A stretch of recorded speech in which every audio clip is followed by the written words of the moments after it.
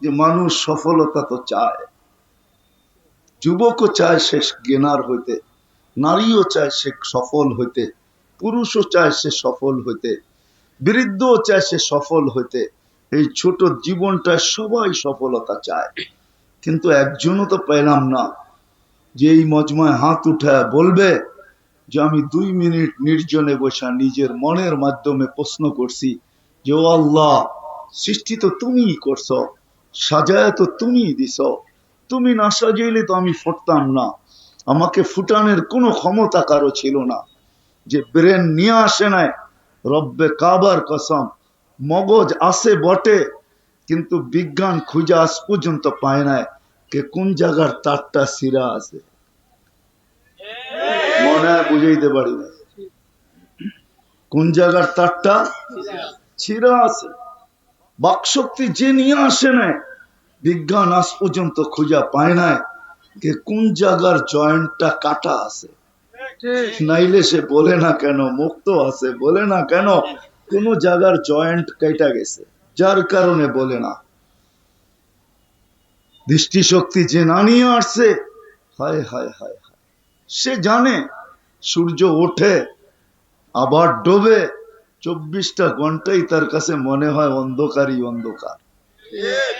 আজ পর্যন্ত তো কেউ আল্লাহকে জিজ্ঞাসা করলো না, তুমি আমাকে ফুটাইলা, যুবক জিজ্ঞাসা করে না, আকর্ষণের পাত্র বানাইলা, আজকে আমার দিকে কতজন চায়। নারীও তো কোনোদিন আল্লাহকে জিজ্ঞাসা করে নাই, কোন যুবতীও জিজ্ঞাসা করে না যে আজকে তুমি আমাকে আকর্ষণের পাত্র বানাইলা, হয় আমার দিকে কতজনে তাকায়। কিন্তু আমি তো এই ছোট জীবনটা সফল হইতে চাই, 60-70 বছরের জীবন, এটাতে সফল হইতে চাই। রাখলাম আখেরাত, আজকে এই ছোট জীবনটাই তো সফল হইতে চাই, আখেরাত রাইখেই দিলাম আজকে, পরে যারা আসবে তারা শোনাবে। কিন্তু আমি দৌড়াইতেছি তো বটে, কয়জন সফলতাকে ধরতে পারে?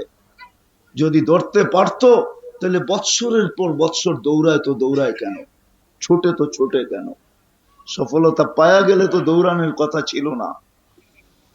দৌড় তো কারো থামতে দেখি না, সবাই তো দৌড়াইতেছে দৌড়াইতেছে দৌড়াইতেছে। সত্য তো এটাই, ঠিক না? আল্লাহকে তো জিজ্ঞাসা করলাম না, একজনও তো পেলাম না যে হাত উঠায় বলবে আমি কখনো মনে মনেও ভাবছি, নির্জনে বসি নাই বটে, কিন্তু মনে মনে ভাবছি যে আল্লাহ আমি তো সফলতার পিছে দৌড়াই, কিন্তু সফলতা কোথায়? আসেন এটারই সলিউশন আজকে তালাশ করি। সফল তো হইতে চাই, কিন্তু কেউ তো সফলতা পাইল না।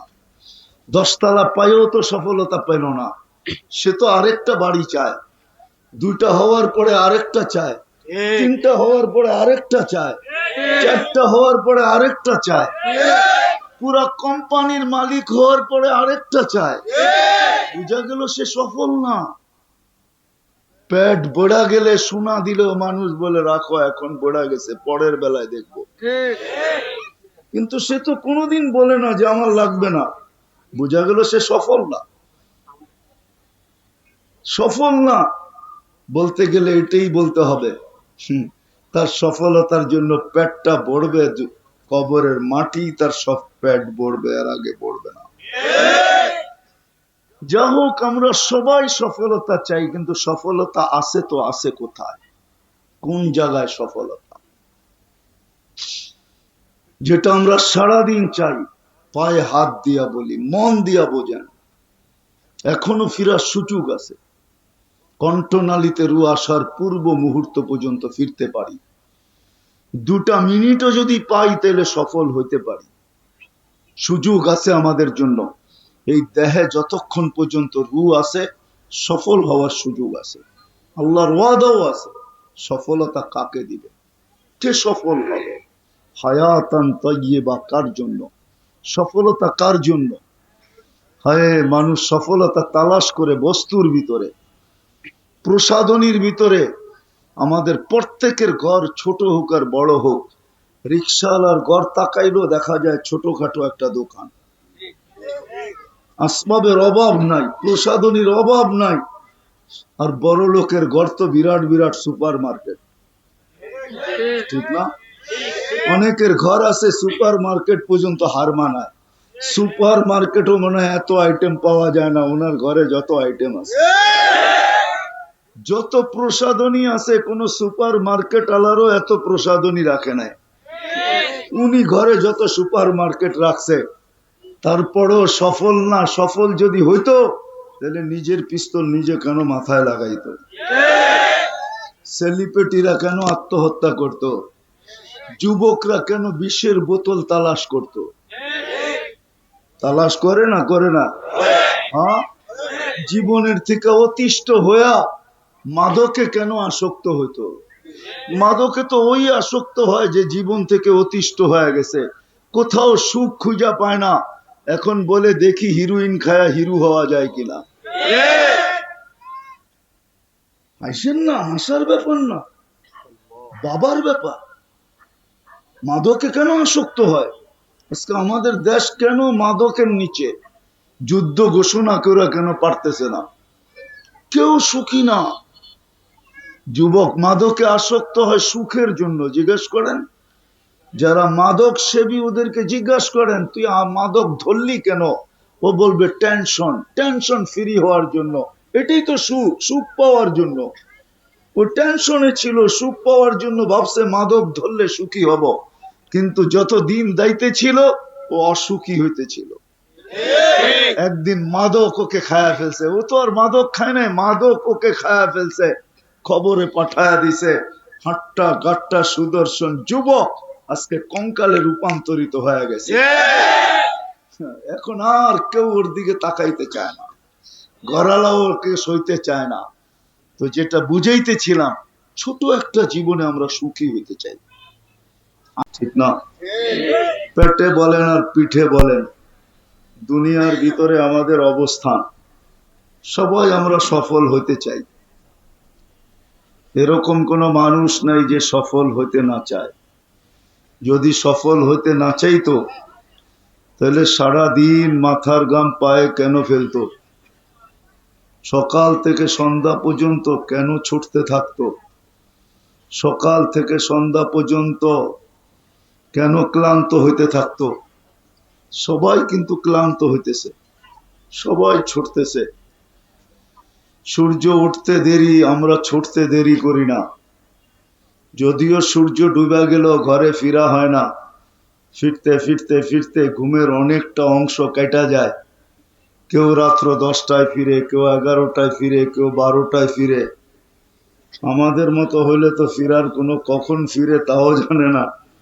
সবাই ফিরতেছি এই ছোট দুনিয়াটায় সফল হওয়ার জন্য, গেনার হওয়ার জন্য। কিন্তু সমাজের একজন মানুষও পাওয়া যাবে না যে 2 মিনিট বৈশা এই কথা প্রশ্ন করে নিজের মন দিয়া নিজেকে। একজনও পাওয়া যাবে না যে 2 মিনিট নির্জনে বৈশা নিজের মন দিয়া নিজেকে প্রশ্ন করে যে চলো আমি তো সফলতা অর্জন করতে চাই, কিন্তু আমার সৃষ্টিকর্তা তো আমি না। আমাকে তো কেউ সৃষ্টি করছেন, যাকে আমরা আল্লাহ বলি। আল্লাহ আমাদের সৃষ্টিকর্তা, হুয়াল্লাযী খালাকাকুম, যিনি আমাদেরকে অস্তিত্ব দিছেন।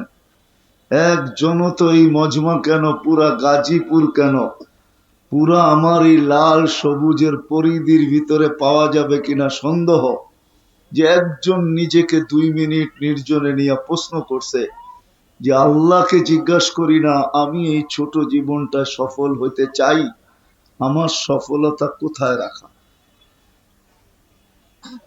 বলুক একজন হাত উঠায় যে আমি 2 মিনিট নির্জনে বৈশা কখনো এই প্রশ্নটা আমার মনের মাধ্যমে করছি যে আমার সৃষ্টিকর্তা তো আল্লাহ, যিনি আমাকে 1 ফোঁটা পানির থেকে তৈরি করলেন, মিম্মা ইম্মাহিন, 1 ফোঁটা দুর্গন্ধময় পানির থেকে। নিশ্চয় অস্তিত্ব দিলেন বটে, ওরকম রাখলেন না মানুষ দুনিয়াতে নিশ্চয় আসে। এই জন্যে হাদিস বলে কুনতা সাগীরা, বড় ছোট ছিলাম। যে ছোটটা ট্যাপ দিয়া মাইপা বলতে হবে কতটুক ছোট ছিলাম। আন্দাজায় বলা যাবে না কতটুক ছোট ছিলাম। কুনতা দাঈফা, দুর্বল ছিলাম। দুর্বলতা মেশিন দিয়া মাইপা বলতে হবে, চেক করা বলতে হবে যে বাচ্চা যখন মার পেটের থেকে আসে তো কতটুক দুর্বল ছিল।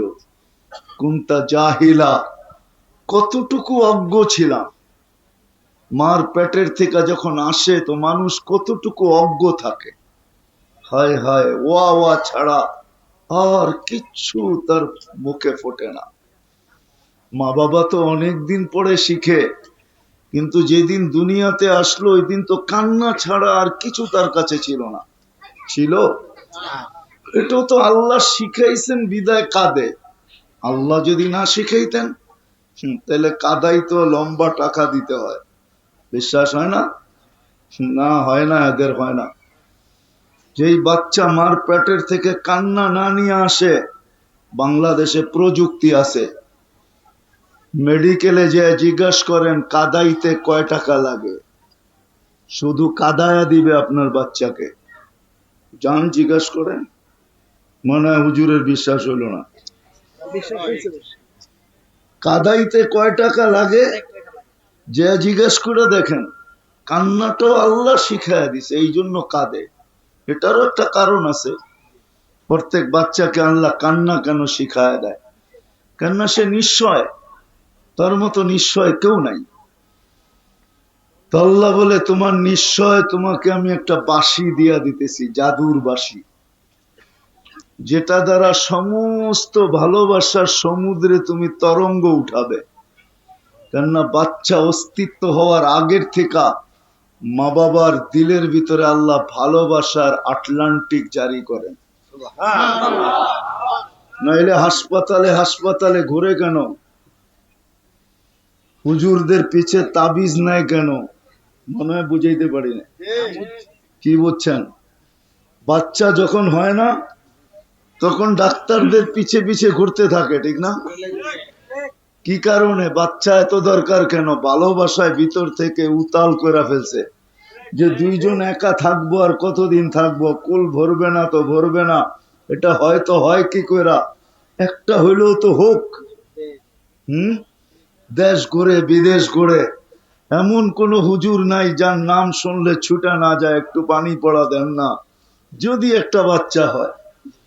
আল্লাহ বলে ভালোবাসার আমি আটলান্টিক প্রবাহিত করছি, ওটার ভিতরে তরঙ্গ উঠবে কি করে? জাল তুলাকা হানানা, তুমি আসার আগেই ভালোবাসার জাল আমি বুনা দিছি, আটলান্টিক প্রবাহিত করে দিছি। এখন তরঙ্গ উঠবে তো উঠবে কি করে? এই জন্য তোমাকে কান্না শিখাইয়া দিলাম। ফালাম্মা বাকাইতা সা ইলাইকা জামিয়া, তুমি কান্না সুর তুলতে দেরি, মাকে তার জায়গায় থাকতে দিব না, বাবাকে তার জায়গায় থাকতে দিব না, আপন জনকে তার জায়গায় থাকতে দিব না, নানাকে না, নানিকে না, দাদাকে না, দাদিকে না, ফুফুকে না, ফুফাকে না, কাউকে আমরা তার জায়গায় থাকতে দিব না, সব তোমার দিকে দৌড়াবে।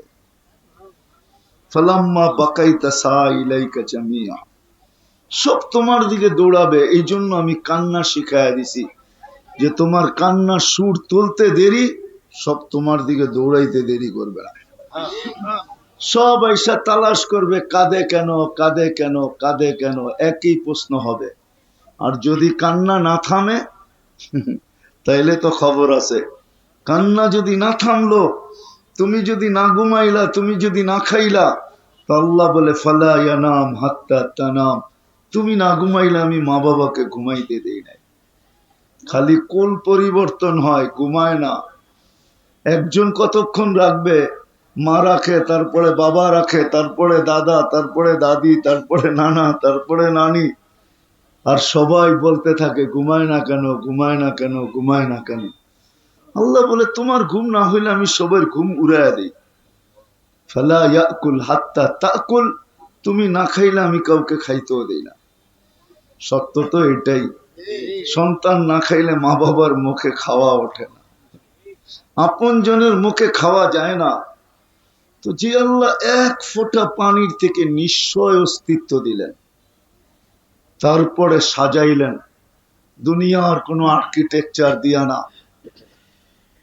দুনিয়ার কোনো কোম্পানির মাল দিয়া না, দুনিয়ার কোনো উচ্চ ব্র্যান্ডের জিনিস দিয়া না, স্বয়ং আল্লাহ কুদরত দিয়া সাজাইছেন। কুদরত না, কুদরত দিয়া সাজান নাই? আছে দুনিয়াতে কেউ পারবে? দেখাই তারপরে না বললেন। যার দৃষ্টি শক্তি আল্লাহ সাজায়া দেয় নাই, হোক না সারা দুনিয়ার মালিক, বিল গেটস এর মতো আরো 20টা এরকম হোক না, তারপরও দুনিয়াতে দৃষ্টি শক্তি নেওয়ার ক্ষমতা নেই। আছে নাকি? না টাকার গাঠটি দিলে দৃষ্টি শক্তি ফিরে আসবে? আছে কেউ দিতে পারবে? তাইলে আমি ট্রাক বইরা গাঠটি নিয়ে আই আর লোকও নিয়ে আই, যে তোমাকে ট্রাক বইরা টাকা দিব, দৃষ্টি শক্তি ফিরায় দাও। ক্ষমতা কারো নাই। আল্লাহ বলে তুমি নিশ্চয় আসছ, তোমাকে আমি সাজাইছি। দুনিয়ার কোনো আর্কিটেকচার দিয়া না, দুনিয়ার কোনো উন্নত মানের কোম্পানির মাল দিয়া না, আমার কুদরতি প্রোডাকশন দিয়া, কুদরতি মাল দিয়া তোমাকে সাজাইছি, কুদরত দিয়া তোমাকে আমি সাজাইছি। এখন চক্ষু দেখে, যে সময় আসছিলাম ওই সময় চক্ষু দেখে নাই, সত্য এটাই। আজকে চক্ষু দেখে। আল্লাহ বলে দৃষ্টি শক্তি দিয়া সাজাইছি, ফাল আইনু তানদুর, তারপরে চক্ষু দেখে। শ্রবণ শক্তি দিয়া সাজাইছি, ফাল উদুনু তাসমা, তখন কান শোনে। আমি সাজাইছি কুদরত দিয়া, তখন আকল ভালো মন্দ বোঝে। আমি সাজাইছি বাকশক্তি দিয়া, ফাল লিসানু তান্তিক, এখন জবান বলে। না সাজাইলে বলার কোনো ক্ষমতা ছিল না। আল্লাহ বলে আমি সাজাইছি। সাজাইতে সাজাইতে সাজাইতে সাজাইতে একটা পর্বে আইনা তোমাকে ফুটায়া দিছি। ফুল যতক্ষণ না ফোটে কেউ চক্ষু উঠায়া দেখে না।